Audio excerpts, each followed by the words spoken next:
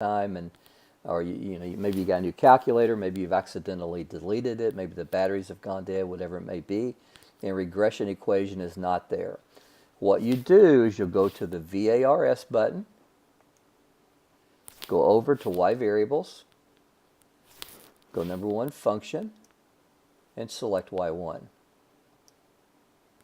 So that'll have it there. So that'll allow us to plot the regression equation on our scatter plot and make predictions. All right, so calculate, scroll all the way to the bottom, we'll get R squared. So R squared is, remember, it's presented as a percentage, so it's going to be 79.0%. Guys, I'm not going to write the interpretation. I'm going to just say it, so you can rewind me and all that stuff. And what we would say here is we would say that that 79.0% of the variation, the variance, if you will. Okay, let me stop. Let me get out all this stuff. You guys are just trying to get the right answer here. 79.0% of the variance in exam score, our Y variable, is explained by the regression on anxiety score, which is our X. We may have also looked at the interpretation as 79.0% of the variance in exam score is explained by small changes in anxiety score or anxiety rating, and that would be okay too. So part C, find the predicted exam score for an anxiety and anxiety. That's tough for a Kentuckian to say. Find the predicted exam score for an anxiety score of 6. So guys, what I want to do here is I want to hit graph. And the cool thing now, because we put that Y1 in our regression equation, we have it modeled. Now, if I'll hit second function and go up here to calc,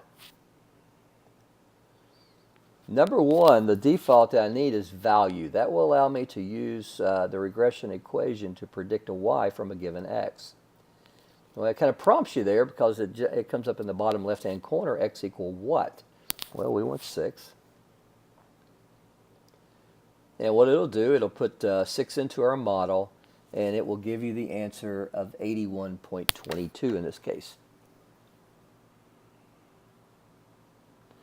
So I would probably just report that as 81. So the student who comes in the lab beforehand has an anxiety rating of 6. We're going to predict that student to have an exam score of 81.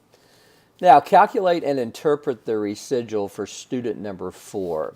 Now guys, remember the residual is the observed Y minus the predicted Y. So let's write that down. So the residual is the observed Y minus the predicted Y. Well, for student number 4, all of our attention right now is on that student. That student has an observed Y of 79. So what we need to do is we need to use our model to predict that student's Y, predict their exam score. So what I would do is I would follow the same steps here. Go to value. This person has an anxiety score of 7. So I'm going to predict their score there. Well, their score is predicted according to our model to be 79.44.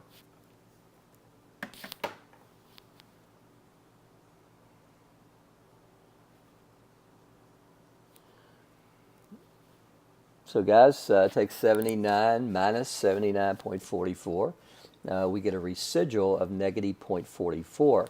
The interpretation here, we would say that the observed Y for the 4th student is 0.44 units less than the predicted Y for this student. So the interpretation comes directly from the definition of a residual. Residual is just error in your model. Look at what you got. Look at what the model predicts. The difference is called the error. Okay.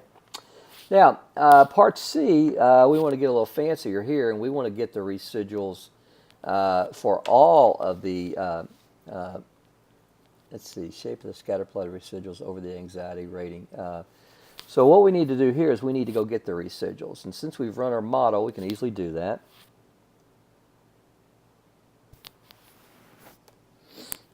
So guys, somewhere down through here I should have my residuals. There they are. So I want to select that. See, now I made a mistake, and I'm actually glad this happened.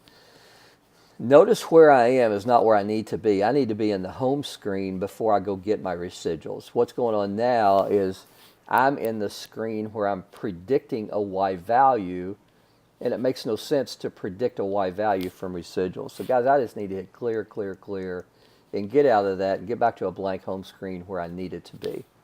Now I'm going to go get the residuals. That's easiest to go up. And I'm going to store those things. Let me bring this up where you guys can see it. I'm going to store them in L3. Because L3 is available, and it seems like a natural place to store residuals because I have X's in L1 and Y's in L2. So guys, now I've got my residuals, and I could go look at them if that kind of stuff interests me. And you can see that the residual for the fourth student that we calculated earlier is indeed negative 0.44. But what I want to do now is I want to look at the residual plot. So I go to plot, turn it on, select scatter plot. But the difference now is I want to change my Y's not to my Y values, which are exam scores, but I want to look at the residuals over the original X. So guys, I guess it'd probably be, well, let's just hit graph. It doesn't work, right? What did we do wrong? Well, we've changed the axis because our original scatter plot was based on our exam scores. We need a plot based on our residuals. So guys, we've got to go zoom 9 to get that. Now, what we're looking at here is it's random, kind of a shotgun blast, or is it U-shaped? And it's clearly not U-shaped. So is the shape of the scatter plot of the residuals over anxiety rating random? Yes. What does this tell us? This tells us that a linear model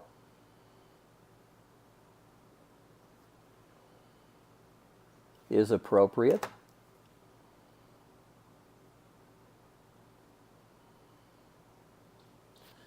for describing the relationship. Guys, I'm going to run out of room, so I'm just going to go ahead and speak this. So a linear model is appropriate for describing the relationship between anxiety rating and final exam score or exam score. All right, gang. Number 7, a college basketball player has played 29 games, currently averaging 18.2 points per game. How many points would he need to score in the next game to raise his average to 18.5? Well, this is going to be a situation where I'm just going to go second function quit and get back to a blank home screen. So what I'm going to do, I'm going to see what he needs. So he's already played 29 games. So if he plays an additional game, he would have played 30. And we're interested in raising that average to 18.5. Now I'm going to subtract out where he's been. Well, he'd played 29 games, and currently he was averaging 18.2. So I subtract from what the goal is to go with what we desire. Okay. So it looks like to me he's going to have to score 27.2 points. That's impossible. So he needed to score 28 points to raise his average to 18.5. All right, gang. Number 8, the mean and standard deviation. Alkalinity. Is that the way you say that? Well, it's early on a Sunday morning, guys, when I'm doing this. Alkalinity. The mean and standard deviation. Well, whatever. 53 randomly selected lakes in Florida, 37.5, 82.2. So got a high standard deviation here. That's kind of surprising. So calculate and interpret the 95% confidence interval. Well, guys, when you think this through, we're trying to find an estimate of a population mean. So we know we're either going to use the z-test or the t-test. And since the standard deviation that's given is for a sample of 53, then we know this value of 38.2 is the sample standard deviation. So it's kind of implied in the problem. Now, calculate and interpret the 95% confidence interval. What we're going to use here is we're going to use a t-interval. So let's go to the calculator. Go Stat, go over to Test, and scroll down to number 8. And go to t-interval. Now, guys, we don't have our data here. We've got our numbers given, so I want to move that over a little bit so I can see my numbers. Okay. So the mean is 37.5. The standard deviation is 38.2. Now our sample size was 53.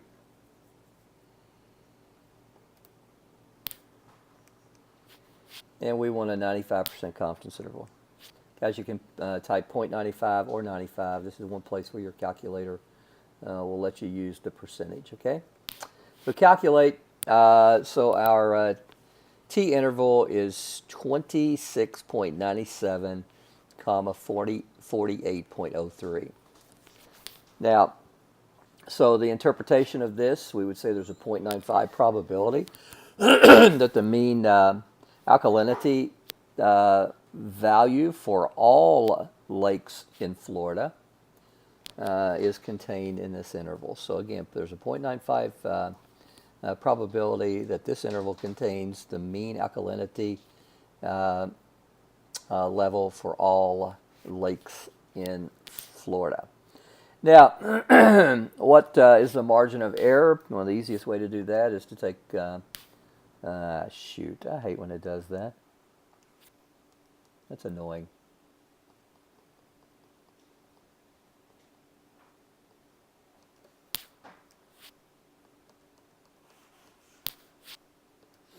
All right, so I need to take 48.03 minus 26.97.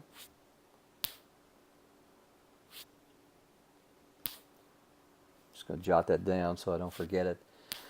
So 48.03 minus 26.97, and divide that by 2 gives you your margin of error, and I made a mistake. Okay, so guys, your margin of error will be plus or minus 10.53.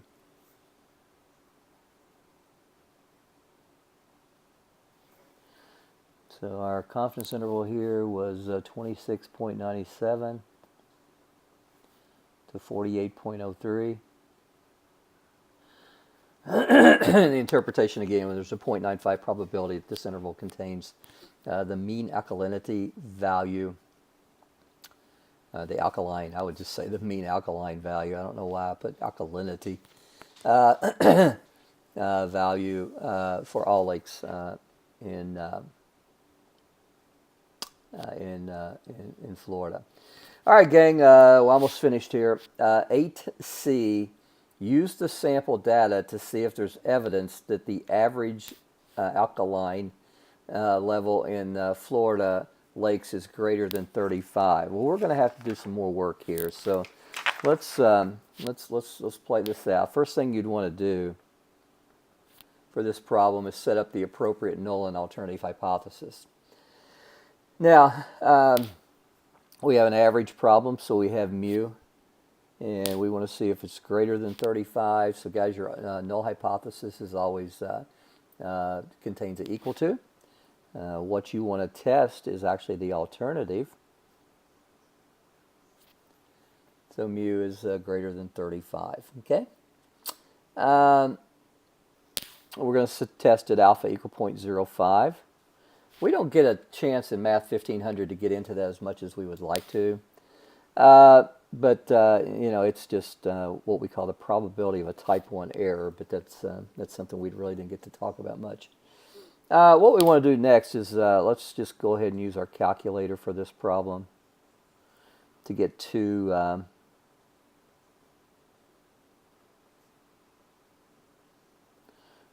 things, our test statistic, and we'll get our p-value. So again, let's go do that. So I'm going to go to stat. I did a t-test, or a t-interval, so I know I'm going to use a t-test. It's kind of cool because the calculator knew you were coming. It's customary to run a t-test sometimes when we run t-intervals. And guys, we want to test greater than, so we have to choose this one. All right? Cool. Now, we've got tunnel vision here. We got tunnel vision on our test statistic, which is 0.48.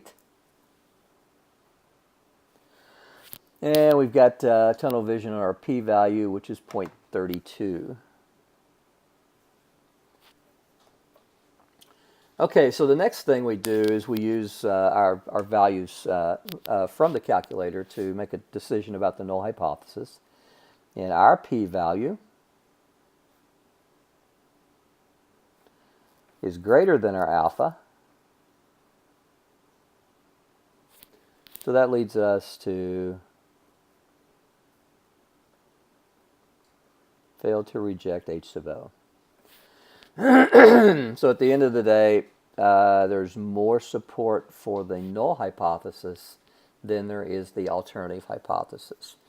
So we can't conclude that the mean alkaline level in the lakes in Ohio is greater than 35. There's just not evidence from our sample to reject the claim that the mu is 35. So we can't reject that. We fail to reject it, meaning there's more support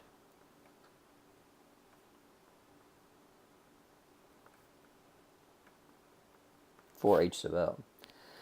Now, if, and this is a big if,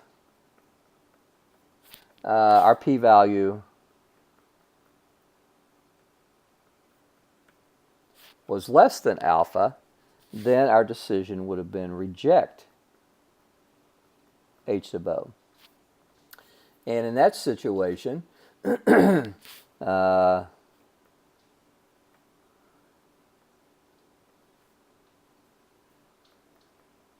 would have been more support for H sub A. This would have been the statement that we would be more supported from our data. So in that situation, we would conclude based on the data that it appears the mean alkaline level for lakes in Florida are greater than 35. But that's not what we got. So, all right, gang. Number 9, let's get back to it. Let's wrap this thing up pretty quickly. Number 9 says in a recent survey, out of 2,191 adults, 461 said they would prefer a girl if they could only have one child. So calculate and interpret a 95% confidence interval. Okay, so we got 461 out of 2,191. So guys, what I have here is I have a percentage problem, so I need to use a one prop Z interval.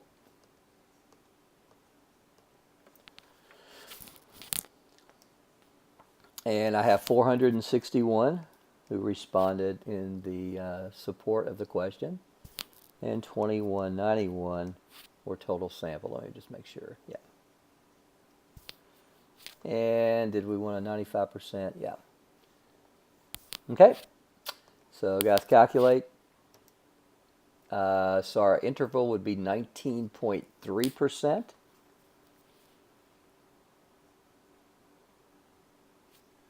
to 22.7%. So the interpretation, I won't have a room to write it, but it would say that there is a 0.95 probability that this interval contains the percentage of all adults who would prefer to have a girl if they could only have one child. All right, gang, final question. What is the T critical for a 90% confidence interval when n is 42? Let me get over here and illustrate this. So guys, in the distribution, which has degrees of freedom 41, right? Degrees of freedom is just 1 minus the sample size, and we have a sample size of 42. So what we need to do is we need to find the t values that separates out the middle 90% of our distribution. So the first thing I would ask myself is how much is missing? Realizing that I have two tails that I have to put how much is missing in.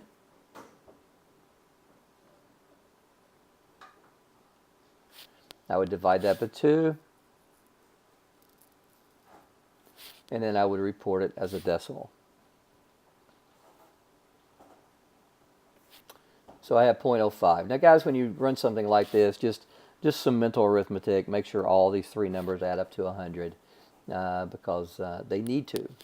So what I'm going to do now is I'm going to use my inverse t. Guys, if you don't have that on your calculator, I told you in class how to quickly load that writing a program using a YouTube video. So I need inverse t, and I'm going to focus on this one right here. So the percentage below there is 5% as a decimal. And instead of 0 and 1, which I would use for inverse norm, I use the degrees of freedom, 41. So guys, let's go to our handy-dandy calculator, make that happen, get this thing over. So we got inverse t as number 4. So we want 0.05. Comma 41. And guys, this is going to give us our left T critical. So this is negative 1.68. So this right here is going to be negative 1.68. This will always be the positive of that. But just to illustrate that to you, if I want to find that directly from the calculator, notice that I've got 90 plus the 5% below it. So what I would have to do is go back to my calculator, and I would have to go inverse t 0.95, comma 41 to get the right value. Let me get that so you don't get it. And we can see we get positive 1.68. You don't need to do that for the sake of answering the problem or answering the question. You just need to get one of them and realize, appreciate that it's plus and minus of that. So guys, the answer on the last, the T critical, would be plus or minus 1.68, right? Yeah. All right, guys, that's all I got. I hope this helped. I really want. I'm rooting for you guys Tuesday night. So, guys, have a good one. Take care.